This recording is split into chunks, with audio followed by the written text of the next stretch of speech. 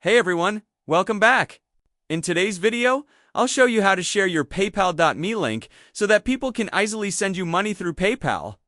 It's quick, simple, and perfect if you want to receive payments from clients, friends, or customers online. Let's get started.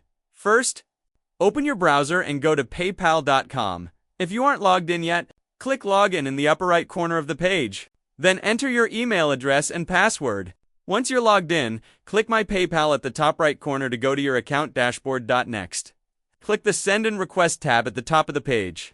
This will open a new section where you can either send or request money. Now, click the Request tab near the top of the screen. From here, you'll see an option on the right side that says Share Your Personal Profile. Go ahead and click that. A new window will open showing your PayPal.me profile, which includes your name and profile picture. To continue, click the small arrow icon next to your name and picture. This will take you to the page where you can view and share your PayPal.me link. Once you're on that page, you'll see your personalized PayPal.me link displayed. You can click Copy Link to copy it to your clipboard, or choose one of the sharing options like Facebook Messenger or X, formerly Twitter, to send it directly. After you've copied your link, go to the place where you want to share it.